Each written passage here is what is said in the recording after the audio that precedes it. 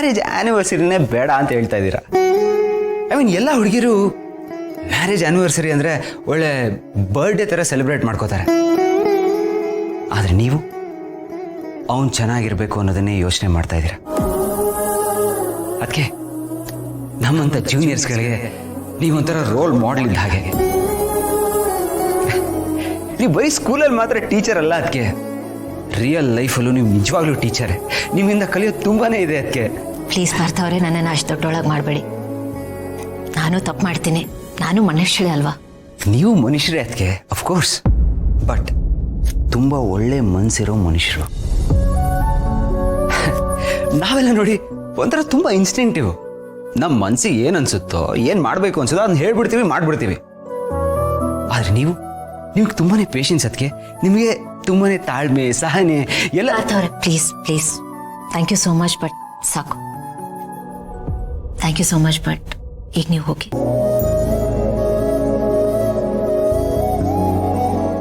ಅಂತಪುರ ಅಲ್ವಾ, ಅದಕ್ಕೆ ಬರ್ಬೋದ ಅಂತ ಕೇಳ್ಕೊಂಬಂದೆ. ಬಲ್ಲನ್ ಮಗ ಇದೆಯಾ ಕಣ ನಿಲ್ಲಿ. ಏನು ಯಾವಾಗಲೂ ಕೇಳ್ಕೊಂಡೆ ಒಳಗೆ ಬರೋದಾ? ಹೇಳ್ದೆ ಕೇಳ್ದೆ ನುಗ್ಗತ್ತಾನೆ ನಿನ್ನ ಸ್ಪೆಷಾಲಿಟಿ. ನೋಡಪ್ಪ, ಈ ರೂಲ್ಸು, ರೆಗ್ಯುಲೇಷನ್ಸು, ಮ್ಯಾನರ್ಸು ಇವೆಲ್ಲ ನಮಗೆ ಮಾತ್ರ ಅಪ್ಲೈ ಆಗೋದು, ನಿಂಗೆ ಯಾವುದೂ ಅಪ್ಲೈ ಆಗಲ್ಲ. ಕಳ್ಳನ ಮಗನೇ. ಅಂದ್ರೆ ಇಂಡೈರೆಕ್ಟ್ ಆಗಿ ನಾನೊಬ್ಬ ಹೊರಟ ಮನುಷ್ಯ ಕುಲಕ್ಕೆ ಸೇರ್ದೇ ಇರೋನು ಅಂತ ಹೇಳ್ತಾ ಇದ್ಯಾ? ಇಂಡೈರೆಕ್ಟ್ ಆಗಲ್ಲ, ಡೈರೆಕ್ಟ್ ಆಗಿ ಹೇಳ್ತಾ ಇದ್ದೀನಿ. ನೀನು ಸರಿ ಇಲ್ಲ, ನೀನು ತುಂಬಾ ಚೆನ್ನಾಗಿ ಅರ್ಥ ಮಾಡ್ಕೊಂಡಿದ್ದೆ. ಅದಕ್ಕೆ ಏನದಕ್ಕೆ ನೀವು ಕೇಳಿಸ್ಕೊಂಡು ಸುಮ್ಮನೆ ಇದ್ದೀರಲ್ಲ? ಸಾರಿ ಗೌತಮ್ ಅವರೇ, ಪಾಪ ಅವರು. ಓಹೋ, ನಾನು ಹೇಳಿದ್ಮೇಲೆ ಪಾಪ ಅನ್ನಿಸ್ತಾ? ಅಯ್ಯೋ ಇಲ್ಲ, ಹೇಳ್ದೇನು ನೀವು ಪಾಪ. ಹೇಳ್ದೇನು ಪಾಪ ಅಂತ ಕೇಳ್ದ? ಈ ಪಾಪ ಅಲ್ಲ, ಅವ್ನು ಪಾಪಿ. ಸುಮ್ಮನೆ ನೀವು. ಕರೆಕ್ಟ್ ಆಗಿ ಹೇಳ್ದೆ ಗೌತಮ್. ನೀನೇನು ಅವ್ರ ಜೊತೆ ಕೋರಸ್ಸು? ಇರೋದನ್ನ ತಾನೇ ಹೇಳಿದ್ವಿ. ನೀನೇನು ಅನ್ನೋದು ಡುಮ್ಮನ್ ಬಿಟ್ರೆ ನನಗೆ ಮಾತ್ರ ಗೊತ್ತಿರೋದು. ಅಷ್ಟು ಡೇಂಜರಸ್ ನೀನು. Thank you darling. ನೋಡು, ನನ್ನ ಡಾರ್ಲಿಂಗ್ ನೀನು ಎಷ್ಟು ಚೆನ್ನಾಗಿ ಅರ್ಥ ಮಾಡ್ಕೊಂಡಿದ್ದಾಳೆ. ನೀನು ಹೆಂಡ್ತೀರ, ನೀನು ನಂಬಲ್ವಲ್ಲ?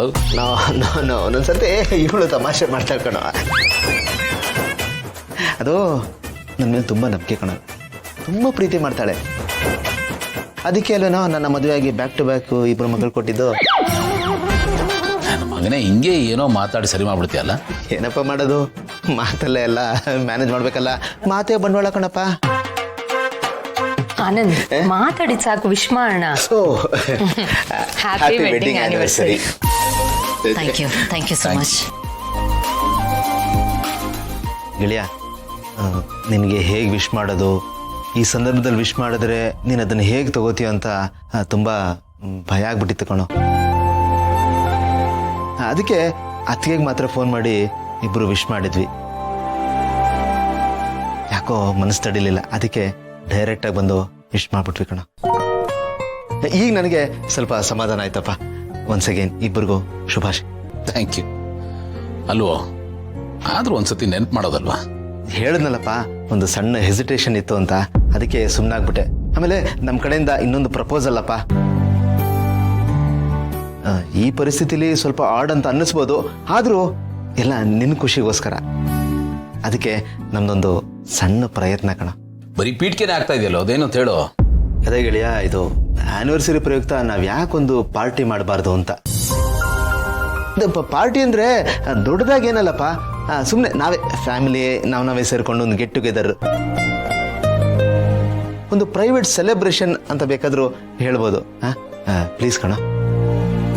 ಪ್ಲೀಸ್ ಗೌತಮ್, ನಮಗೋಸ್ಕರ ಅಟ್ಲೀಸ್ಟ್ ಒಪ್ಕೋ. ನೋಡು, ಇಲ್ಲ ಅನ್ಬೇಡ ಪ್ಲೀಸ್. ಅಲ್ಲ, ಬಟ್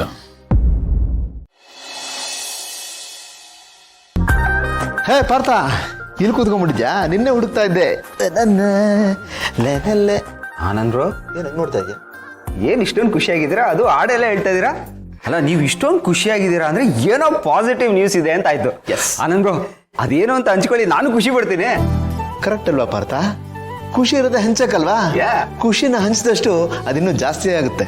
ಅದಕ್ಕೆ ದೊಡ್ಡವ್ರು ಹೇಳಿರೋದು, ದುಃಖನ ಮನ್ಸಲ್ಲ ಇಟ್ಕೋ, ಖುಷಿನ ಊರಿಗೆಲ್ಲ ಹಂಚು ಅಂತ. ಆನಂದ್ ಬ್ರೋ, ಅದನ್ನ ಊರವ್ರಿಗೆಲ್ಲ ಆಮೇಲೆ ಹಂಚಿರಂತೆ. ಫಸ್ಟ್ ಆ ಖುಷಿ ಸಮಾಚಾರನ ನನ್ನ ಹತ್ರ ಹಂಚ್ಕೊಳ್ಳಿ. ಹೌದಲ್ವಾ? ಏ, ಅಣ್ಣಂದು ಹೊತ್ತಿಗೆ ಇವತ್ತು ವೆಡ್ಡಿಂಗ್ ಆನಿವರ್ಸರಿ ಇಲ್ವೇನೋ, ಒಂದು ಸಣ್ಣ ಪಾರ್ಟಿ ಮಾಡೋಣ.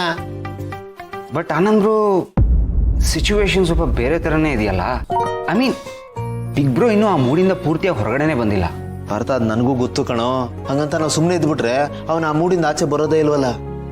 ನಿಜ ಆನಂದ್, ಹೇಗಾದ್ರೂ ಮಾಡಿ ಬಿಗ್ ಬ್ರೋನ ಆ ಮೂಡಿಂದ ಪೂರ್ತಿಯಾಗಿ ಹೊರಗಡೆ ಬರೋ ತರ ನಾವು ಮಾಡ್ಬೇಕು. ಕರೆಕ್ಟ್ ಪಾರ್ಥ, ಅದಕ್ಕೆ ಅರೇಂಜ್ಮೆಂಟ್ಸ್ ಎಲ್ಲ ಮಾಡ್ತಾ ಇರೋದು. ದುಃಖಕ್ಕೆ ಖುಷಿನೇ ಮದ್ದು, ಇಲ್ಲಾಂದ್ರೆ ದುಃಖ ಪರ್ಮನೆಂಟ್ ಆಗಿ ಅಲ್ಲೇ ಜಾಂಡ ಊರ್ಬಿಡುತ್ತೆ. ಇವೆಲ್ಲ ಮಾಡಿದ್ರೆ ದುಃಖ ಅಲ್ಲಿಂದ ಎಸ್ಕೇಪ್. ನೀವ್ ಹೇಳೋದು ನಿಜಾನೇ ಆನಂದ್ ಬ್ರೋ, ಆದ್ರೆ ಬಿಗ್ ಬ್ರೋ ಇದಕ್ಕೆ ಒಪ್ಕೋಬೇಕಲ್ಲ. ಐ ಮೀನ್ ಮನೇಲಿ ಏನೆಲ್ಲ ಆಯ್ತು ಅಂತ ನಿಮಗೆ ಗೊತ್ತಿದೆ. ಸೊ ಬಿಗ್ ಬ್ರೋ ಇದಕ್ಕೆ ಒಪ್ಕೊಳ್ಳೋಕೆ ಚಾನ್ಸೇ ಇಲ್ಲ. ಅದ್ ನನಗೂ ಗೊತ್ತು ಪಾರ್ಥ.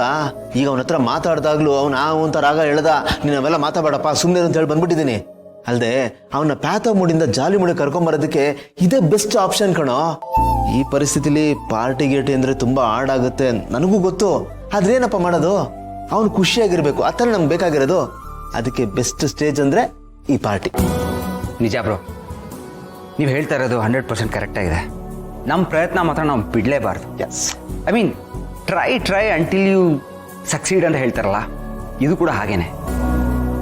ಹೇಗಾದ್ರೂ ಮಾಡಿ ಬಿಗ್ ಬ್ರೋನ ನಾವು ಇದಕ್ಕೆ ಒಪ್ಪಿಸ್ಲೇಬೇಕು. ಆನಂದ್ ಬ್ರೋ, ಐಡಿಯಾ ಮಾತ್ರ ಸೂಪರ್ಬ್ ಆಗಿದೆ. Thank you. ಐಡಿಯಾ ನಿಮ್ದು, ಎಕ್ಸಿಕ್ಯೂಷನ್ ನಂದು. ಸೊ ಈ ಪಾರ್ಟಿ ಅರೇಂಜ್ಮೆಂಟ್ಸ್ ಎಲ್ಲ ನಾನು ನೋಡ್ಕೋತೀನಿ, ಎಲ್ಲದನ್ನ ನಾನೇ ಮ್ಯಾನೇಜ್ ಮಾಡ್ತೀನಿ. ಬೇಡಪ್ಪ, ಈ ಅರೇಂಜ್ಮೆಂಟ್ಸ್ ಎಲ್ಲ ನಾನು ಅಪರ್ಣ ಮಾಡ್ಕೋತೀವಿ. ನಿನಗೇನ್ ಮಾಡ್ಬೇಕು ಅಂದ್ರೆ ವಿಷಯ ಹೀಗಿದೆ ಅಂತ ಮನೆಯವ್ರ ಹತ್ರ ಎಲ್ಲ ಡಂಗೂರ ಸಾರ್ಕೊಂಡ್ಬಿಡು. ಓಕೆ?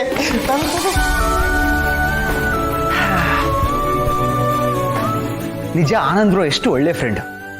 ಇಂಥ ಫ್ರೆಂಡ್ನ ಪಡೆಯೋದಕ್ಕೆ ಬಿಗ್ ಬ್ರೋ ನಿಜವಾಗ್ಲೂ ತುಂಬಾನೇ ಪುಣ್ಯ ಮಾಡಿದ್ದೆ. ಏನೋ ಒಂಥರ ಜೆಲಸ್ ಆಗ್ತಾ ಇದೆ ನನಗೆ.